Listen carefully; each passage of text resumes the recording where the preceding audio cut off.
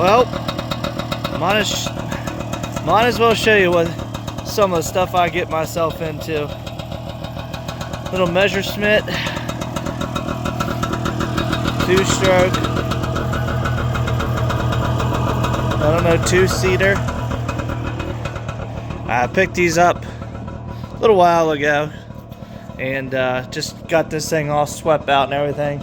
It's got this and a BMW and a Mustang that all head out west, but get this one loaded up first. And what I got to do is get the front 2 wheels up on the gate here, slide one of the ramps in the middle because it's 3-wheeled. And this one's going to go all the way to the front, and then we'll have to reposition the ramps. But this thing's got old stale gas in it, so I've been trying to let it run and work itself out. It's actually running pretty good right now. It's a little tough to drive, but let me show you what the cockpit looks like. Now this just folds over on top of you. Alright, the seat drops down so you can get your feet down in here. Got your choke over here that I just took off. Got your shifter. First gear is back and everything else is forward. Kind of like an ATV would be, I guess, like where one is down and the rest is up. So let me get this thing, set the camera down and get this thing pulled up in here. And this one here, got the little BMW Isetta. Get yourself in through the front. Opens that up. Steering wheel and everything shifts with it.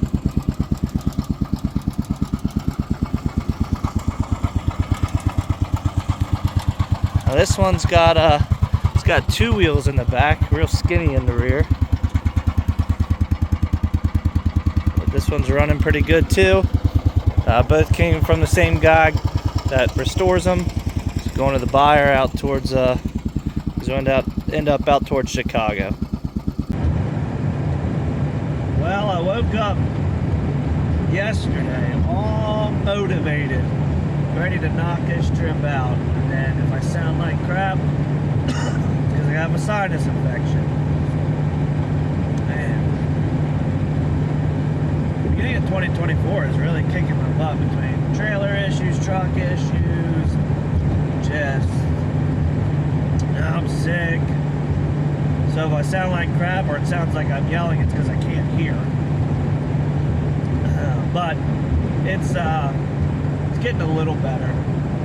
I didn't really sleep very well last night. I was so congested. I guess kept waking up feeling like I was suffocating because I couldn't really breathe.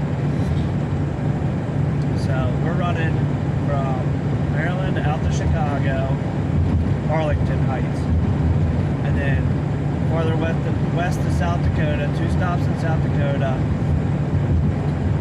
straight south to Kansas City, which may be interesting because they just won the Super Bowl last night. I don't know. I'm sure this guy lives in the outskirts, but you know, they'll be coming home. There'll be their parade and all that. So Kansas City itself is going to be a mess. And then head straight east all the way back 70, back home. So we got 2 drops and 2 picks. 2 drops when we get home. So, let's see here. Let's talk about 2 small vehicles. We're direct customer. I picked up those 2 small vehicles and a music box for him out of an auction. And the Mustang brokered, and 2 cars home are direct customer.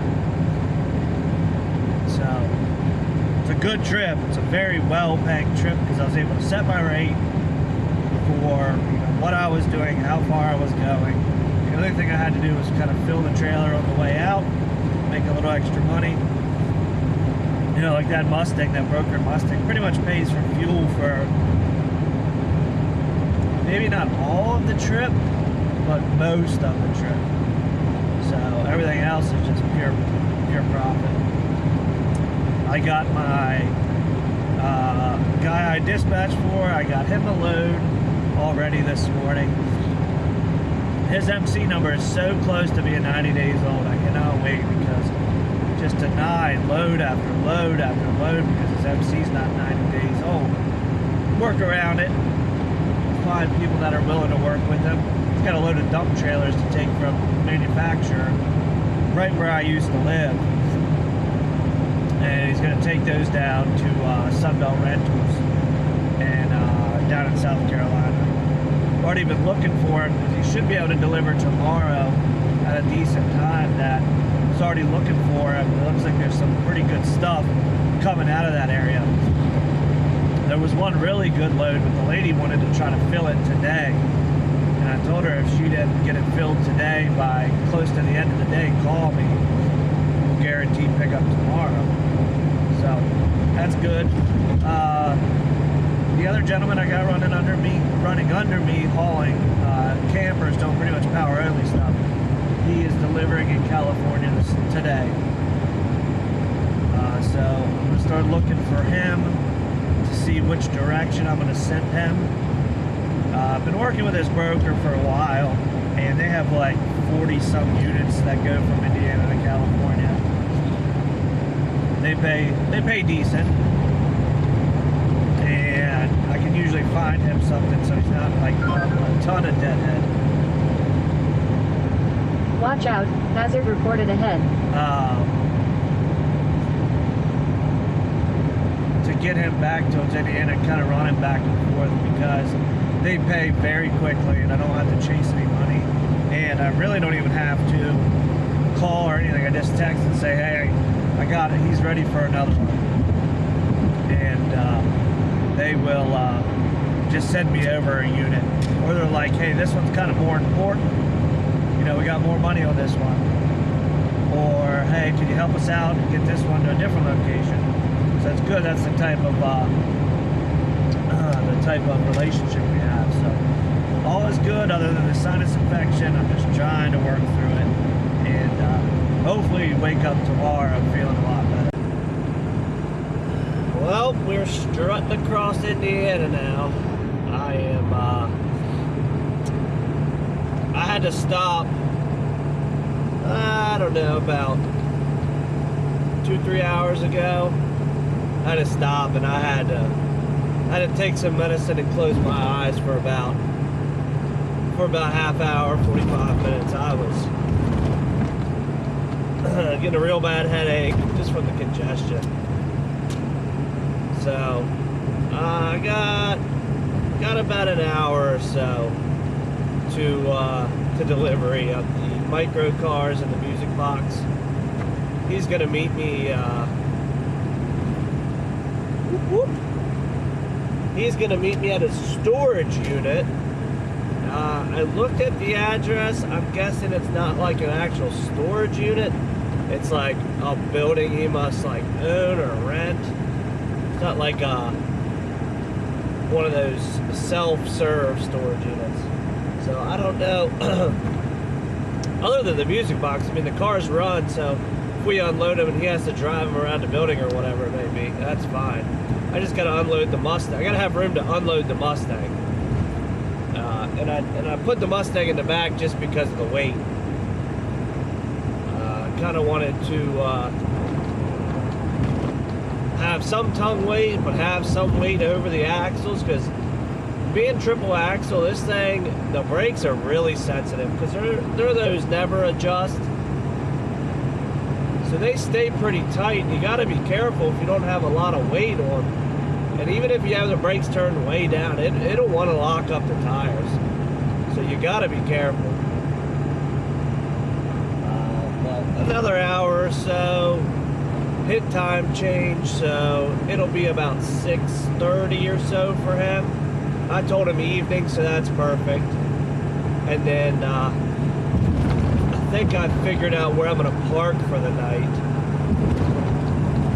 I can't remember what the town is called in Illinois. I've stopped there before. There's a Love's, a Road Ranger, maybe a TA, all at this like T intersection. I've stayed there before. stayed at the Loves before. This is way back. This is like before I was actually like, I'm pretty sure I probably had the Chevy. Might have been my South Dakota trip when I went to Rapid City, South Dakota. Like that was my farthest trip in that Chevy. And I'm pretty sure that might have been when I stayed at this place, because I didn't really have a real good sleeper set up. It's kind of laying across the back seat. I did that for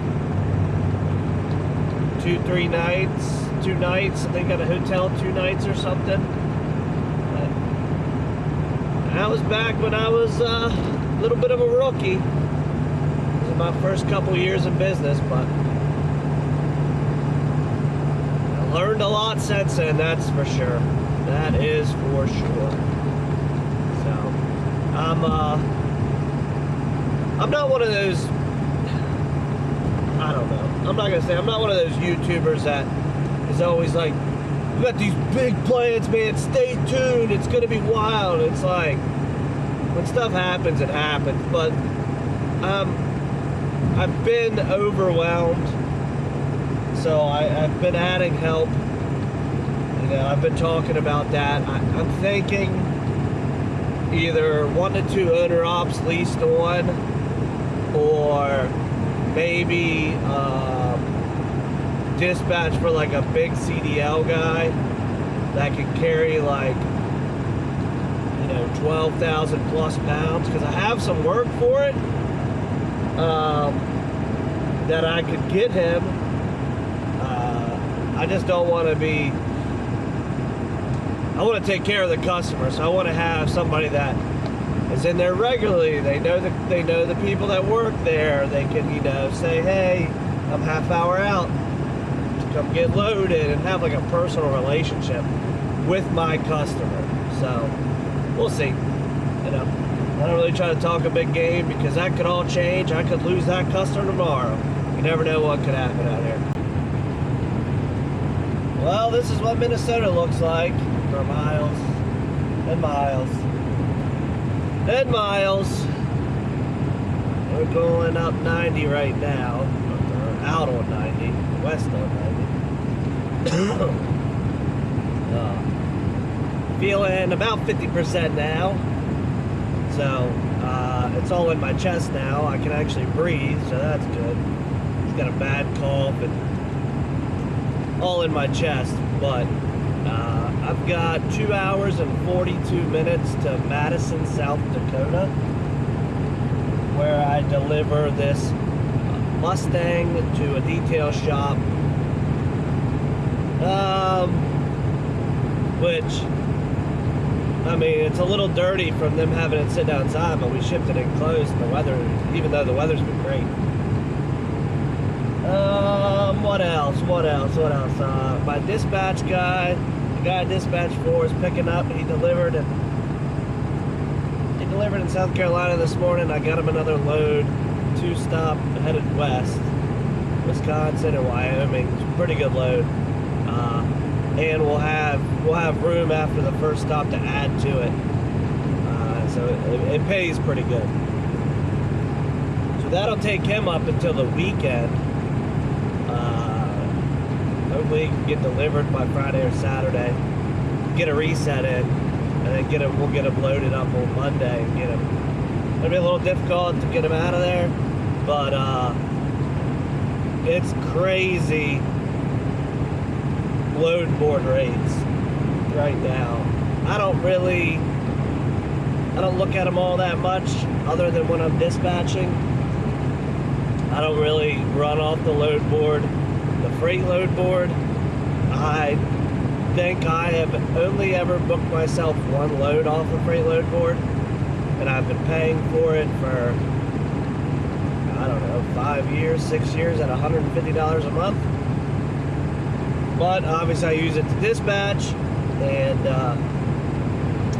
the rates are, man, they're shoddy.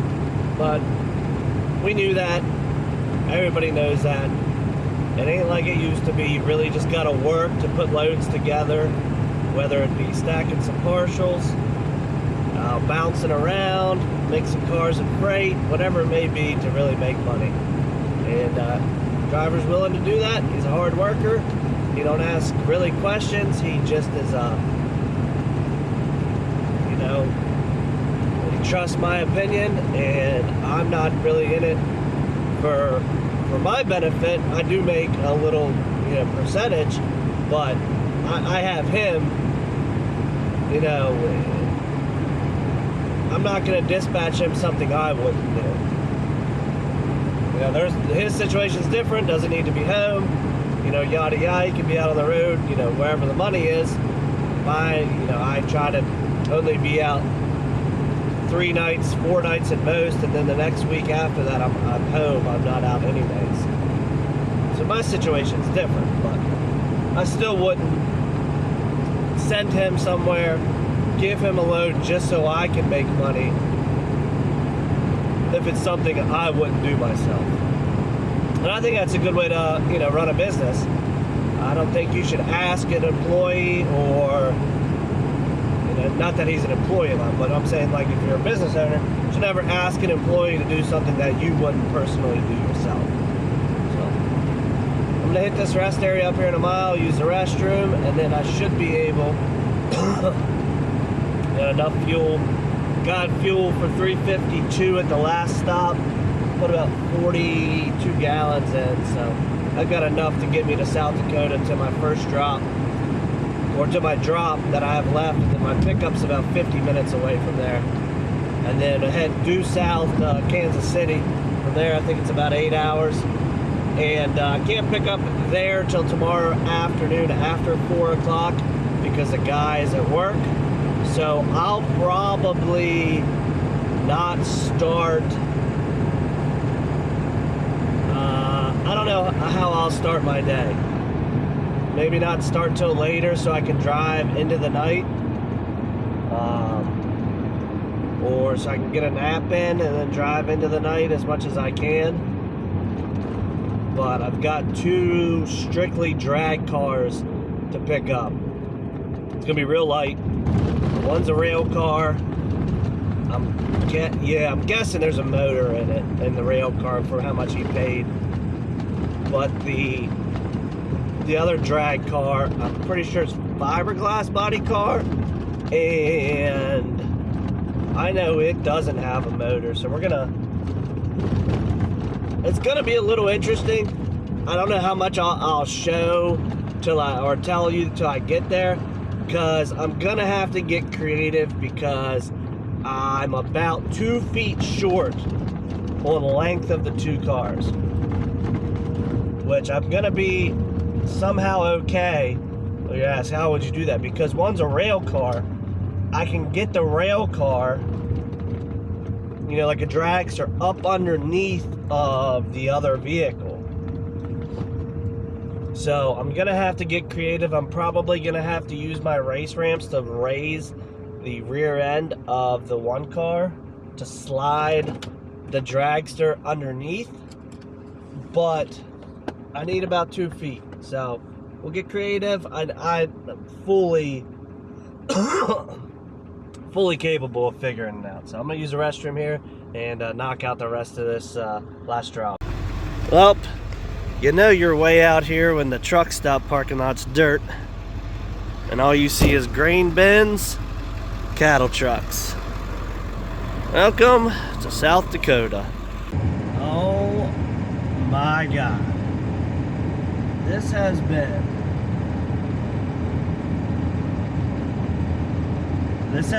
the craziest last hour. So, I haul this Mustang, okay? It's gone from Virginia all the way out to South Dakota. Paid too good for open, didn't pay enough for enclosed. I figure, brand new car, I'm going enclosed, why not take it? So, I found it on Central Dispatch, and excuse me, I thought the price was a little weird because it was Like, it was $867. And I thought it was kind of weird that it was $867. When I called, they're like, yeah, you know, set up, that's good. They assigned it to me on Central Dispatch. Cool. So, you know, I'm making my way out here. And they're like, hey, I was like, hey, how do you guys issue payment? It says COD. They said, well, we use U-Ship payments. And I was like, so you guys bid on this thing on U-Ship, got it, because the customer posted it himself, which I found out. Got it, and then you rebroker it out on Central Dispatch. So I was already stuck, already had the car, was already almost out there. So I like go back and I was like, I still have a U-Ship account from 6-7 years ago, whatever. So I have a U-Ship account. I log in, I make sure I can do everything, whatever. I accept the load on there.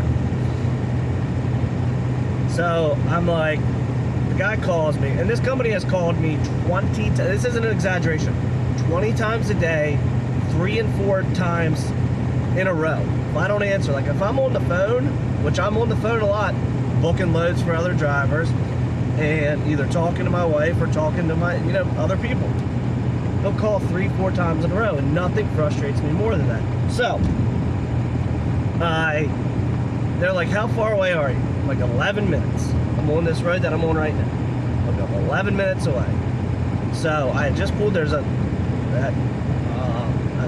truck stop I just showed with the dirt lot, I just pulled out of there. It's like I'm 11 minutes away. So, I'm driving, I pull in, phone goes off. Load canceled. I'm like, well, that's weird.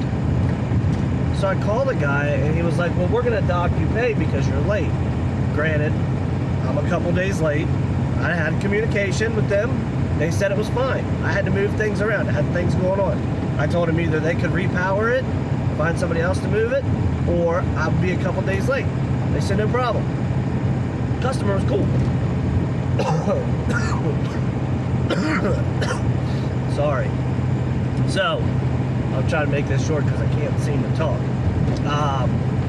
So they cancel it. I'm like, well, that's weird because that means I'm not going to get paid. They're like, well, we're going to dock you $150 a day that you were late. That's $450. I'm like, whoa, whoa, whoa, whoa, whoa. No, you're not.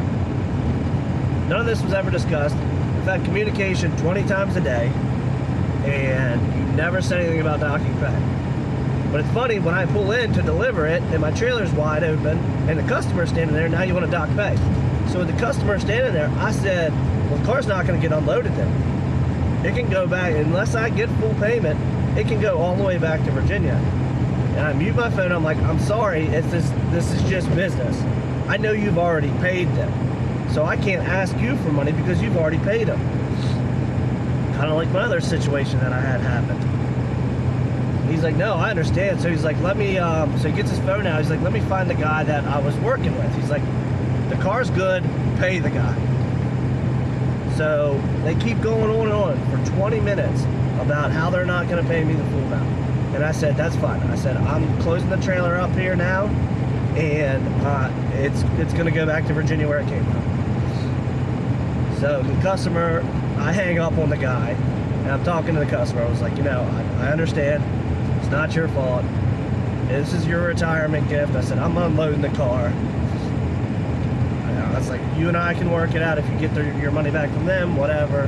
No, I wasn't going to hold the guy's car. So sure enough, they're like, well, we talked to management. We can pay you the full rate. I'm like, so what you were going to do is cut my pay by $450 and then just put that in your pocket. That's great. So, that happens, I get paid. This is the same guy who called me earlier. Granted, yes, I am moving slow. I told them I was moving slow. I've been in contact with everybody. I am sick, I do not feel good. I'm moving a little slower than anticipated. It happens. Customer completely okay with it. Broker calling me nonstop. Nonstop calling me, nonstop calling. So at one point he calls and I'm like, he's like, what's the ETA? I said, it's the same it's been the last 10 phone calls. And I even posted this when they were texting me about this on my story on Instagram. I'm like, it's the same as the last 10 phone calls. He was like, you need to do a better job. I said, I'm doing my job. Nothing has changed. The car will be delivered when I say it's going to be delivered. So then he goes, in broken English, I should fly out there and show you how to do your job, because I bet you I could do it better than you. And I said, all right, flip-flop boy. All you're doing is sitting behind a desk. Probably don't even know how to drive a manual vehicle because your flip-flops will get caught under the pedals. Sitting out there in California, and this is how you're gonna treat drivers. Like, okay, tough guy. And then he starts blabbering, which couldn't really understand anything he was saying because it wasn't from America, I can tell you that much. But moral of the story is I got paid. The customer's happy. It was his retirement gift. He was so excited to have the car. He ordered it 11 months ago from his own dealership he works at, and they could not get it for him. So he found this one in Virginia.